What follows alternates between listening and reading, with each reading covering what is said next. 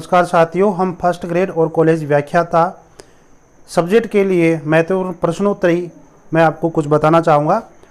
और मैं बात कर रहा हूँ राजनीतिक सिद्धांत की रूपरेखा, जो कि ओम प्रकाश गाबा की पुस्तक है, उसमें से मैं बता रहा हूँ। उसके अंदर एक प्रश्न दे रखा है कि राजनीतिक दर्शन का सरोकार है। राजनीतिक दर्शन का सरोकार किससे है? तथ्यों, यथार्थ यानी कि फैक्ट से, मूल्य वैल्यू से, वर्णन से, विधि निर्माण से। अब ऑप्शन देखिए, आंसर क्या है? क्या है इसमें सही? ए और सी, ए और सी है, या ए बी सी डी, या सभी है, या सी और डी, केवल सी और डी है, या फिर ए और बी है? बताइए कि राजनीतिक दर्शन का संबंध यानी कि सरोकार किससे है? तथ्यों से, यथार्थ से है, या मूल्य से है, या वर्णन से है, या विधि निर्माण से? किससे है? तो राजनीतिक दर्शन का सरोकार संबंध तथ्यों से है और मूल्य से, दोनों से है। तो इसका आंसर क्या होगा? ए और बी। तो देखिए ए और बी कहां पर है? ये रहा ए और बी। इसका सही आंसर क्या हो जाएगा? ए और बी। इसमें हम बात करेंगे कि राजनीति विज्ञान का सरोकार का संबंध क्या है। अभी मैंने बताया था राजनीतिक दर्शन का संबंध सरोकार किससे था, राजनीतिक दर्शन का किससे था। अब मैं बात कर रहा हूं कि राजनीतिक विज्ञान का सरोकार का संबंध किससे। तो राजनीति विज्ञान का संबंध किससे है? तथ्यों, यथार्थ, मूल्य से, समालोचना से, या सभी से? राजनीतिक विज्ञान का संबंध किससे है? सभी से है क्या? नहीं, सभी से नहीं। इसका सही आंसर होगा राजनीति विज्ञान का संबंध केवल तथ्यों से अर्थात यथार्थ से है, मूल्य से नहीं है, समालोचना से नहीं है। सभी, तो सभी आंसर नहीं आएगा। इसका आंसर होगा तथ्यों और यथार्थ से है। अब देखिए, प्लेटो ने अपने समय की जो न्याय व्यवस्था थी या अपने समय का जो राजतंत्र था उसकी आलोचना करके, अपने समय की जो न्यायिक व्यवस्था थी उसकी आलोचना की थी, उसका खंडन किया था, और उसने एक आदर्श राज्य की स्थापना की थी, आदर्श राज्य की कल्पना की थी, और एक आदर्श राजा की उसने कल्पना की थी। तो उसने बताया कि एक राजनीतिक दर्शन में, राजनीतिक दर्शन के अंदर तथ्यों के साथ साथ क्या चाहिए? उसमें मूल्य भी चाहिए। ये प्लेटो कह रहा है। ठीक है, तो ध्यान दो, प्लेटो ने अपने युग की राजनीति की त्रुटियों का विवरण देने के बाद न्याय की स्थापना के लिए उसने आदर्श राज्य की कल्पना की थी। और आदर्श राज्य की कल्पना कैसे की थी? राजनीतिक विज्ञान से नहीं की थी। किससे की थी? राजनीतिक दर्शन दिया था, काल्पनिक दर्शन दिया था कि एक आदर्श राज्य होगा, एक आदर्श राजा होगा, राजा के अंदर मानवीय गुण होंगे, वो अच्छा होगा, सद्गुणी होगा। तो वो कहना चाह रहा है कि इस राजनीतिक दर्शन के अंदर, राजनीतिक दर्शन है वो तथ्यों, यथार्थ से मिलकर बना होता है, मूल्यों से मिलकर बना होता है। और मूल्य के अंदर जो भी मानवीय भावना होती है, जैसे कि शुभ अशुभ, उचित अनुचित, आदर्श मानक, ये सब मूल्यों के अंदर शामिल होता है। तो आप समझ गए होंगे कि राजनीति विज्ञान का संबंध केवल तथ्यों से है और राजनीतिक दर्शन का संबंध तथ्यों से और साथ में मूल्यों से भी है। निम्न विचारकों का जीवन काल का मिलान कीजिए। फर्स्ट ग्रेड कॉलेज व्याख्याता में आपसे पूछा जा सकता है। हम मैकियावली पढ़ते हैं, तो मैकियावली का पूरा नाम क्या है? निकोलो मैकियावली है। मैकियावली आप याद नहीं रखिए, निकोलो मैकियावली है। टॉमस हॉब्स है, जॉन लॉक है, प्लेटो है। इनका जीवन काल आपको मिलान करना है। तो बताइए निकोलो मैकियावली का जन्म कब हुआ था, उनका जीवन काल क्या था? हम प्लेटो के विशेष रूप से याद रखते हैं कि प्लेटो का जन्म ईसा से पहले हुआ था। तो देखो ईसा से पूर्व कौन सा था? ये भी ईसवी है, और ये है देखो बीसी। तो प्लेटो का जो जन्म है और अरस्तु का जन्म है वो सब बीसा पूर्व हुआ था। तो यहाँ प्लेटो का जन्म हुआ है 428 ईसा पूर्व से 348 ईसा पूर्व। तो देखते हैं कि इस डी के अंदर क्या मिल रहा है? ये बी मिल रहा है। तो यहां देखिए डी के अंदर बी, तो डी के अंदर बी, तो ये तो है ही नहीं, और बी यहां दोनों साइड में। अब आगे देखते हैं कि जॉन लॉक का समय देखते हैं। तो जॉन लॉक का जो समय है वो 1632 से, आप याद रखें कि जॉन लॉक का जन्म 1632 में हुआ था, 1704 में उसकी मृत्यु हो गई थी। तो देखते हैं कि सी के अंदर ए कहां पर है? सी के अंदर ए यहां पर भी आ रहा है, तो ये तो ऑप्शन यहां है ही नहीं, ये तो हो गया। और सी के अंदर एक यहां पर भी आ रहा है, एक यहां आ रहा है, तो ये भी नहीं है। इसका मतलब ये आ गया। ठीक है, ये हो सकता है, ये भी हो सकता है, अपन ये भी हो सकता है यहां पर। अब सी के अंदर ए, तो सी के अंदर ए होना चाहिए, तो अपना आंसर ये है। अब देखिए कि निकोलो मैकियावेली का जन्म काल डी, यानी कि ए में डी, निकोलो मैकियावेली का जन्म कब हुआ था? 1469 से लेकर 1527 ईस्वी के अंदर उनका जीवन काल रहा था। तो 1469 मैकियावेली याद रखे। टॉमस हॉब्स का जन्म कब हुआ था? 1588 से लेकर 1679। तो बी के अंदर सी आएगा, तो बी के अंदर ये सी है। तो टॉमस हॉब्स का समय कौन सा है? 1588 से लेकर 1679। तो ये टॉमस हॉब्स का समय है। और मैकियावेली का जो संबंध है, समय है, जो जन्म हुआ था, वो 1469 से लेकर 1527। आप जरूर याद रखें। मिलान कीजिए, सुमिलित कीजिए। ये बुक है, इधर लेखक है। पॉलिटिक्स एंड विजन, राजनीति और प्रादर्श्य। पॉलिटिक्स एंड विजन, ये किसकी बुक है? ये बुक है शेल्डन एस वॉलिन की। शेल्डन एस वॉलिन की बुक का नाम है politics and vision. Politics and vision. Problem of politic philosophy, problem of politic philosophy 1976 में पुस्तक प्रकाशित होती है। हिंदी में अर्थ होता है राजनीति दर्शन की समस्याएं। तो प्रॉब्लम ऑफ पॉलिटिक्स फिलोसफी 1976, ये बुक किसने लिखी है? तो डी रफील ने लिखी है। फर्स्ट ग्रेड एग्जाम के लिए बहुत इंपॉर्टेंट क्वेश्चन है ये वाला, डी रफील वाला। डी रफील की पुस्तक के बारे में आपसे पूछा जाता है। तो प्रॉब्लम वाली जो पुस्तक है वो डी रफील लिखता है। तो प्रॉब्लम ऑफ पॉलिटिक्स फिलोसफी, यानी कि राजनीतिक दर्शन की समस्याएं 1976 में यह लिखता है। द वेब ऑफ गवर्नमेंट 1965 में लिखी जाती है, R.M. मैकाइवर ने लिखी है। तो ये सभी पुस्तकें क्या है? सुमेलित है। तो सभी सुमेलित है, ये जरूर याद रखें। तो डी रफील वाली बहुत इंपॉर्टेंट है और ये वाली बहुत इंपॉर्टेंट है। आपसे पूछा जाता है बुक देकर और उनके लेखक देकर पूछा जाता है। अब ध्यान दो कि डी रफील ने संकल्पनाओं कॉन्सेप्ट के स्पष्टीकरण, यानी कि संकल्पनाओं के स्पष्टीकरण के 3 उद्देश्य उसने बताए थे। जो भी संकल्पना है, जो भी कॉन्सेप्ट है राजनीति विज्ञान के अंदर, उसका स्पष्टीकरण के लिए 3 उद्देश्य बताए थे। वो क्या है, वो कैसे उन उद्देश्यों को पूरा किया जाता है? तो विश्लेषण के माध्यम से बताया उसने, संश्लेषण के माध्यम से बताया और परिष्कृत परिमार्जन के रूप में बताया। तो यह है स्पष्टीकरण के 3 उद्देश्य।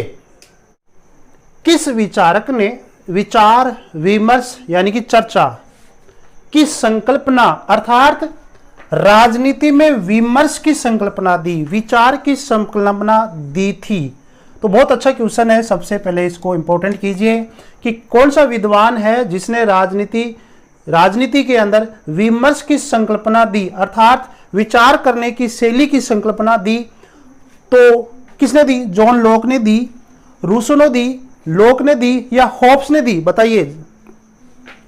तो इसका सही आंसर होगा कि रूसो ने राजनीति के क्षेत्र के अंदर विचार विमर्श चर्चा करने की संकल्पना प्रस्तुत की, जिसको हम राजनीति विमर्श की संकल्पना कहते हैं। तो राजनीति विमर्श की संकल्पना रूसो देता है।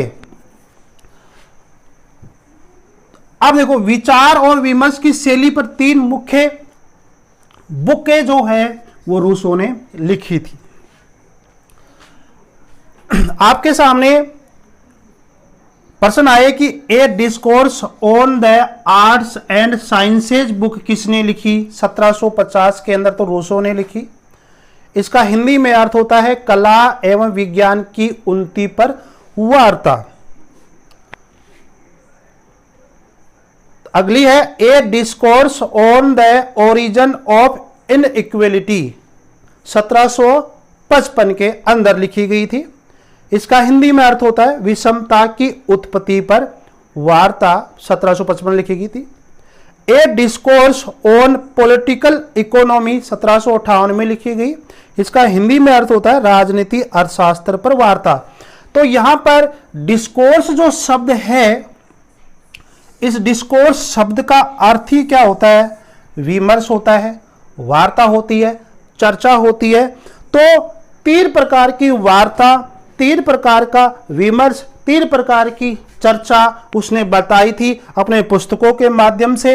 कौन कौन सी पुस्तक है एक बार जरूर देखिए आप दोबारा से। A discourse on the arts and sciences 1750 में लिखी गई है कि कला एवं विज्ञान की उन्नति पर वार्ता, उसने निबंध लिखा था ये इस पर के ऊपर।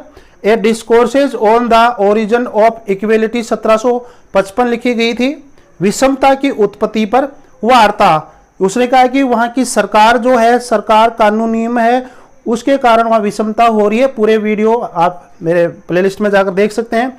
ए डिस्कोर्स ऑन पॉलिटिकल इकोनॉमी 1758, राजनीति अर्थशास्त्र पर वार्ता। ये जो बुक है वार्ता वाली, ये लिखी है रूसो ने लिखी है। तो रूसो ने राजनीति विज्ञान के अंदर राजनीति विमर्श की विचार की संकल्पना देता है। तो ये बहुत इंपॉर्टेंट क्वेश्चन है आपके लिए। ये जो मैंने प्रश्न लिखा है बहुत इंपॉर्टेंट क्वेश्चन है। यदि आपको ये प्रश्न अच्छा लगता है तो मेरे वीडियो को लाइक से सब्सक्राइब करना नहीं भूले साथियों। बहुत इंपॉर्टेंट क्वेश्चन है। 2022 17 अक्टूबर 2022 के दिन जो पेपर आया था पॉलिटिकल साइंस का फर्स्ट ग्रेड के अंदर, उसी के आधार पर मैं आगे की ये रणनीति बना रहा हूं साथियों के लिए।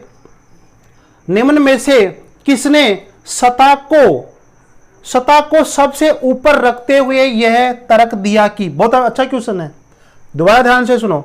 निम्न में से किसने सत्ता यानी कि राजनीति, सत्ता, पावर, प्रभुसत्ता सबसे ऊपर रखते हुए यह तर्क दिया कि मनुष्य को स्वतंत्र होने के लिए विवश किया जा सकता। बहुत अच्छा कथन है। आपसे पूछा जा सकता है कि किस विचारक ने यह दिया कि मनुष्य को स्वतंत्र होने के लिए विवश किया जा सकता है। यह कथन किसका है बताओ आप। लोक का है, रूसो का है, लोक का है या होब्स का है? या लोक, यहां पर बेंथम कर दो। लोक का है, रूसो का है, बेंथम का है या होब्स का है? सही आंसर क्या है कि मनुष्य को उसकी स्वतंत्रता को बाध्य किया जा सकता है। मनुष्य को स्वतंत्र होने के लिए उसको विवश किया जा सकता है। ये किसने कहा था? ये कहा था रूसो ने।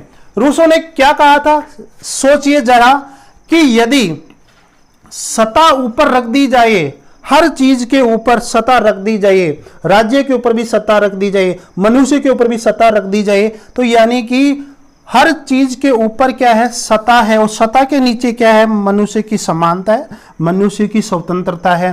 तो कहीं ना कहीं जो रूसो है वो सत्ता को सबसे सर्वोपरि मानता है, जबकि समानता और स्वतंत्रता को वो गौण मानता है, सबसे नीचे मानता है। और ध्यान दो, विचार और विमर्श की शैली की अवधारणा कॉन्सेप्ट रूसो ने दिया। अभी जो मैंने बताया था, रूसो ने यही कहा था कि इस राजनीति के अंदर कि राजनीति के अंदर जो विचार किया जाता है, जो वार्ता की जाती है, जो डिस्कोर्सेज किया जाता है, वो इन तीन चीजों के ऊपर ही किया जाता है।